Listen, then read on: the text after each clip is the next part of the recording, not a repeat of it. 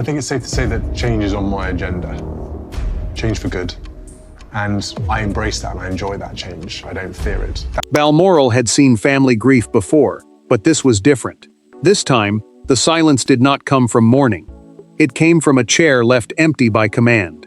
Prince William made the decision no one expected, and Queen Camilla felt the humiliation before anyone said a word. A private letter had surfaced, and with it came the order that changed the room. Before we go deeper into what this really means for the royal family, make sure to subscribe so you don't miss a single update. William did not raise his voice when he gave the instruction. That made it worse. The prince knew Balmoral was not just another royal house. Balmoral is the Scottish estate where the royal family often gathers in private, away from the public stage, and every place at its table carries meaning. A seating plan is simply the order of where each person sits, but inside palace life, that order can show trust, closeness, rank, and rejection, without a single public statement being made. Camilla expected her usual place near Charles. She had taken that seat before with the quiet confidence of someone who believed the long years of judgment were behind her. The queen consort saw that place as proof that she belonged beside the king, not behind him, not outside the room, not waiting for approval from the next generation. But William looked at the surfaced letter and saw something far more dangerous than wounded pride. He saw Catherine's position being questioned. He saw loyalty being tested. He saw the future crown being pulled into a private fight that could not remain private much longer. Charles read the letter in silence. He did not interrupt. He did not defend. He folded the page once, slowly, as if that single movement could hide the damage written across it. The king understood what a private letter meant in this context. A personal message never meant for public eyes, but powerful enough to expose private thoughts when placed in the wrong hands. And when William forbade Camilla from taking her Balmoral seat, Charles did not stop him. Camilla waited for one word from her husband, one correction, one sign that the room had not turned against her. Nothing came. The silence cut deeper than the order itself. William's face stayed controlled, but his decision landed like a slammed door. The queen consort had not merely been moved, she had been marked. And before the family could face the seating room, they had to face the people wounded by what the letter revealed. Every royal crisis has a document, but this one had faces. William's anger was not political. Camilla's shame was not private anymore. Charles stood between wife and heir, trapped by love, duty, and exhaustion. Catherine watched carefully, saying little, yet understanding everything. Around one table, the monarchy stopped looking like an institution and started looking like a family on the edge. William entered the dispute as heir, protector, and the man expected to carry the crown into its next chapter. An heir is the person next in line to inherit the throne, and for the prince, that meant every private wound could become a future public crisis if he failed to act. He believed the letter was not just an emotional mistake. He believed it exposed a hidden effort to weaken Catherine's place near the center of the family. The future king did not see one angry sentence. He saw a pattern. Camilla understood Balmoral differently. To her, it was never only a royal estate. It was the place where acceptance felt real, because the family gathered there away from cameras, speeches, and polished smiles. The queen consort had spent years fighting to be seen as Charles's wife, not as a permanent outsider. So when her place at the table was questioned, she felt more than embarrassment. She felt history turning against her. She felt every old whisper returning at once. Charles stood between them and carried the heaviest silence in the room. The king read the most damaging passage again, then looked down instead of meeting William's eyes. That avoidance told the prince everything. Charles had seen the words. He understood why they hurt. Yet he also knew Camilla was watching him, waiting for protection, waiting for proof that love still mattered inside a room ruled by duty. Catherine said little, but her stillness had weight. She noticed one sentence in the file had been underlined twice before it reached William. That small mark changed the meaning of the entire moment. Someone had not simply found the letter. Someone had studied it. Someone had wanted the prince to see exactly where the danger lived. Catherine felt the chill of that realization, because it meant the family was not only reacting to a secret. It meant someone inside the circle had been holding that secret until the perfect moment. Camilla looked from Catherine to William and understood the room had shifted without her permission. The queen consort had once believed Balmoral proved she belonged. Now the same place was being used to measure her distance from power, and the letter did not appear from nowhere. Someone had kept it hidden for months. To understand why one chair became a royal battleground, the story had to return to the moment Camilla first put her feelings into writing. The letter was not born in anger alone. It began after a dinner where one toast, one glance, and one change in seating made Camilla feel replaced. That night, she did not shout. She wrote. And what she wrote became the trigger everyone later remembered as the true beginning of the Balmoral fracture. Camilla had arrived at the Windsor Foundation dinner expecting dignity, not displacement. The Windsor Foundation dinner was a formal royal charity gathering, a place where seating, speeches, and gestures quietly showed who held influence inside the family. Catherine was placed beside Charles, close enough to share his attention through the evening, while the Queen Consort found herself moved farther down the table. William saw the change as harmless protocol, a practical arrangement for the night. Camilla saw a warning. Charles tried to soften the sting, but he was too tired to fight the meaning she had already given it. The king told her it was only one dinner, only one table, only one evening. Yet Camilla heard something else in his calm voice. She heard surrender. She heard distance. She heard the old fear returning. The fear that after everything she had survived, Catherine's quiet rise could still push her toward the edge of the family. Camilla returned to her room wounded and furious. She did not pace for long. She sat down and wrote the private letter that would later change Balmoral. A private letter, in this world, is not an official royal order or public statement. It is a personal message, usually protected by trust, until someone decides it should no longer stay hidden.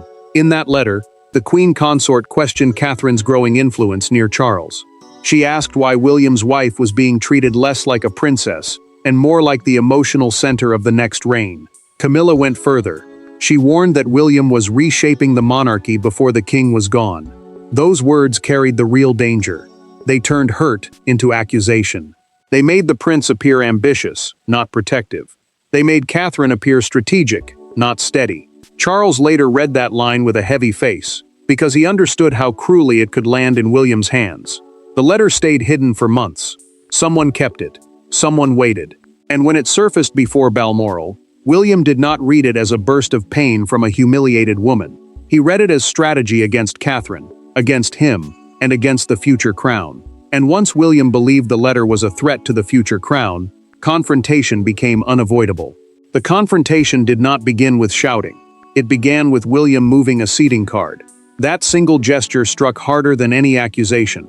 Camilla watched his hand, then looked at Charles, waiting for him to stop it. But the king stayed still.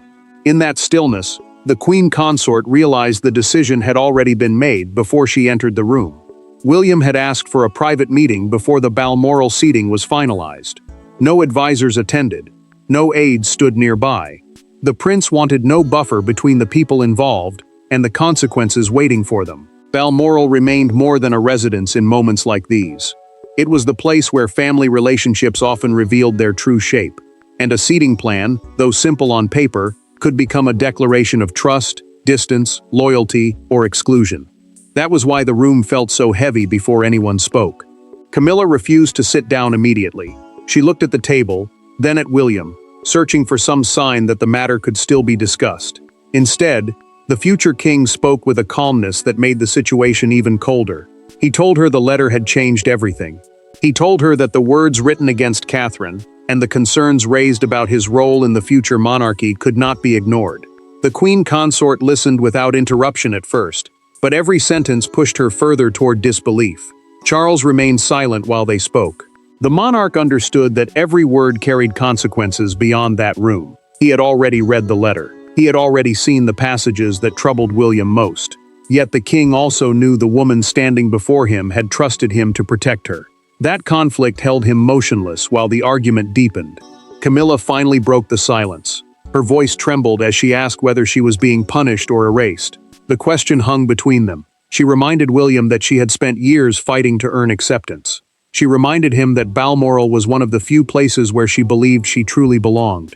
The prince listened, but he did not retreat. He answered that her presence beside Charles was now impossible under the circumstances. Not because of protocol, not because of tradition, because trust had been damaged. William then moved the seating card farther away from the king's position. That single action carried the force of a verdict. The Queen Consort stared at the new placement and waited for Charles to object. Instead, The monarch finally spoke. According to a documented account later described in a private palace briefing, he looked at her and quietly said only 4 words, "Not tonight." Camilla felt the ground shift beneath her. William did not move the card back. Charles did not challenge the decision, and as the silence returned, a larger question began to grow. Behind that one sentence stood the machinery of power, and the family was about to learn who really controlled the room. Power in a palace is rarely announced. It is shown in who speaks last, who is obeyed first, and whose silence changes the room. At Balmoral, William did not need a crown to command attention. He had something stronger in that moment. Charles's hesitation, Catherine's quiet support, and a letter Camilla could not explain away. William's influence came from the role he already carried, even before the throne was his. The heir is the person next in line to become monarch, and for the prince, that meant protecting not only his family, but the image of the monarchy waiting beyond Charles. One wrong private battle could become a public wound. One letter could make Catherine look like a rival instead of a steady partner, and William knew that if he appeared weak now, the future crown would look weak with him. Charles still held the formal power. The king could have stopped the seating change with one sentence, because the monarch remains the highest figure inside the royal household. Yet he did not. He looked exhausted, caught between the wife who wanted loyalty and the son who wanted order. Camilla needed him to defend her. William needed him to understand the damage. Charles stood between both demands, and his silence became permission. Catherine remained composed, but the letter touched something deeper than politics. Her hands tightened when her name entered the conversation, not because she wanted conflict, but because she understood what hidden doubt can do inside a family. The princess had spent years carrying pressure with grace. Now a private message had turned that grace into a target. William saw her restraint, and became even more certain that the decision had to stand. A senior courtier confirmed the seating change after William gave the instruction. A courtier is a trusted palace official who helps manage royal schedules, rooms, ceremonies, and private arrangements. That confirmation mattered because it turned a family argument into household action. The card was not moved as a temporary gesture. It was entered into the final arrangement. The room began obeying William before anyone publicly admitted that he had taken control. Camilla realized it almost at once. The queen consort saw the staff avoiding her eyes. She saw Charles say nothing. She saw Catherine stay quiet while William's order held. That was the moment humiliation became something colder. The household had already accepted the prince's decision as final, and once the seating was changed, the consequences escaped the private room. The first sign of fallout came not in public, but in the quiet devastation of Camilla facing the new arrangement alone. Camilla did not collapse. She did something worse. She stood still. In front of the Balmoral table, she saw the place she expected to occupy, and the place William had chosen for her instead. The distance was only a few chairs, but emotionally, it felt like exile. For the first time, the room told her what no one dared say aloud. Camilla saw the changed seating plan placed before the household for final confirmation. The household means the private team of royal staff who organize rooms, schedules, meals, and family arrangements behind palace doors. Their approval mattered, because once they accepted a plan, the decision stopped feeling like a disagreement and started feeling like fact. Her new seat separated her from Charles during the most symbolic private gathering of the visit, and that distance carried a message no apology could erase. Charles watched her face change, but he did not cross the room immediately. The king knew why the moment mattered. Balmoral was not a public stage where pain could hide behind duty. It was the family's private ground, the place where acceptance felt personal. For Camilla, being moved away from him was not a small adjustment. It felt like being diminished in front of the very circle she had fought years to enter. Camilla removed her gloves slowly. That quiet act said more than anger could. She looked at the card, then asked who had approved the final version. No one rushed to answer. The pause told her enough before the words came. When a senior courtier finally said William had confirmed it, the queen consort looked down again, and the silence around her became unbearable. Charles still did not move. He looked torn, almost older in that moment, because every choice wounded someone. If he comforted Camilla, he risked challenging William's authority. If he confronted William, he risked weakening the boundary his son believed was needed to protect Catherine and the future crown. The king's hesitation became its own answer, and the queen consort felt it. Camilla placed the seating card back on the table. She did not argue. She did not plead. She simply turned and walked out without another word. The absence she left behind felt heavier than any outburst. William had changed a chair, but now Charles had to face what the change had done to his marriage, his son, and the fragile peace around Catherine. Her silence forced the king toward a choice he could no longer delay. That choice led to the most honest conversation of the crisis, because titles could no longer protect anyone. When Charles and William finally spoke alone, the palace noise disappeared. There were no advisors, no protocol notes, no polished explanations.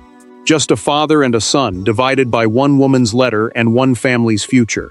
Charles wanted mercy.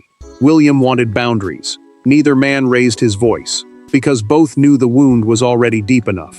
Charles asked William to meet privately after Camilla left the seating room. The king knew the moment mattered, because silence had already done damage, and another delay would make that damage worse. A protocol note is a written instruction used to guide royal behavior, seating, timing, and public order. But this conversation had none of that protection. No aides softened the words. No official language covered the pain. It was only the monarch and the future king facing what the family had become. William stood firm, but not cold. He told Charles that Catherine had been quietly undermined for too long. The princess had carried pressure without complaint, and the prince believed the letter proved that restraint had been mistaken for weakness. He said the seating decision was not designed to shame Camilla. It was designed to protect the line of trust around his wife, his children, and the crown waiting for him. Charles listened with a grief he could not hide. He admitted Camilla felt abandoned and humiliated. The queen consort had walked out of that room believing the man she married had allowed his son to reduce her place in the family. The king did not excuse the letter, but he could not ignore her pain either. Love pulled him one way, duty pulled him another, and both directions hurt.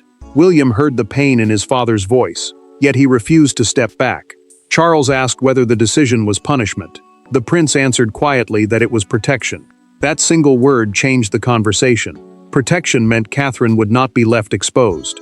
Protection meant Camilla would not be allowed to shape private family order unchecked. Protection meant the next reign had already begun setting its boundaries. William made one promise. Camilla would not be cast out. She would attend, she would be respected, and she would remain Charles's wife. But the queen consort would no longer sit at the center of decisions that touched Catherine's standing or the future crown.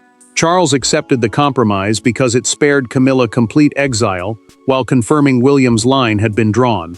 The family had reached a private settlement, but privacy was already breaking. By morning, the empty chair had become more than a family matter. It had become the image Britain could not ignore. The story broke with one photograph and one brutal headline. Outside Buckingham Palace, the crowd did not need the full letter to understand the message. Camilla had been moved. William had acted. Charles had stayed silent. In a monarchy built on symbols, the public saw the seating plan as a verdict before the palace said a single official word. Camilla saw the coverage before breakfast and looked away before the headline was read aloud. Buckingham Palace is the monarch's main working headquarters in London, and when a family dispute reaches that doorstep, it stops feeling private. The Balmoral decision had reached the public through a leaked account of the altered seating, and the leak mattered because it turned a quiet family punishment into a national judgment. The queen consort knew the world would not see a seating change. They would see rejection. William stayed controlled, but Catherine understood the cost. Palace communications tried to call it a private family adjustment, meaning a small internal change not meant to carry public meaning. But the princess knew better. The public had been handed a symbol too sharp to ignore. A chair beside Charles had been denied. A wife had been moved. A son had drawn the line. Even if the prince believed the decision was necessary, Catherine knew the storm would hurt everyone it touched. The front page made the damage impossible to soften. One paper declared, "The chair that changed the crown," beside a graphic of the Balmoral table with Camilla's place marked away from the king. A morning broadcaster then called it, "The clearest sign yet that William's era has begun before the crown has changed hands." That sentence landed hard because it named what the palace had tried to hide. Power had shifted, and Britain had seen it. Charles heard the broadcast in silence. The king did not ask for it to be turned off. He listened because he knew the country was no longer discussing only Camilla's seat. They were discussing his silence. They were discussing William's authority. They were discussing Catherine's quiet rise. The monarchy had survived scandal before, but this felt different because the wound came from inside the family table. Camilla felt the humiliation spread beyond Balmoral, and William felt the pressure tighten around his choice. Public judgment forced the family to decide whether the punishment would remain symbolic or become permanent.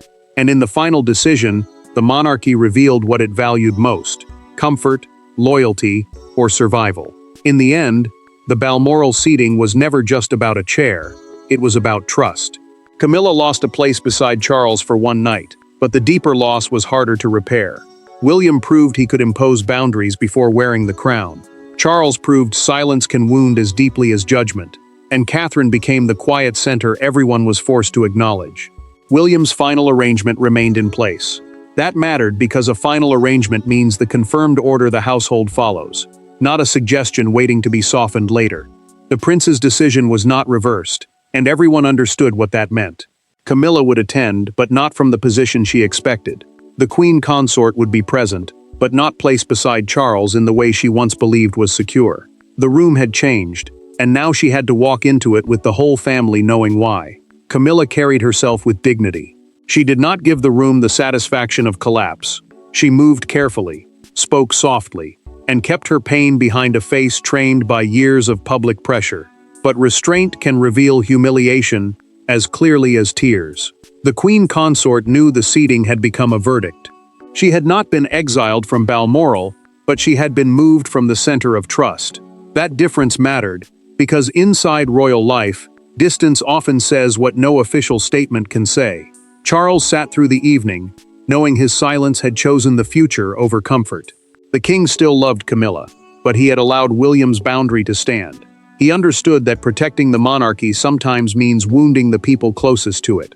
The monarch paid for that choice quietly. He did not look triumphant. He looked like a man who had kept the crown steady by letting his own household fracture. William did not apologize for the decision.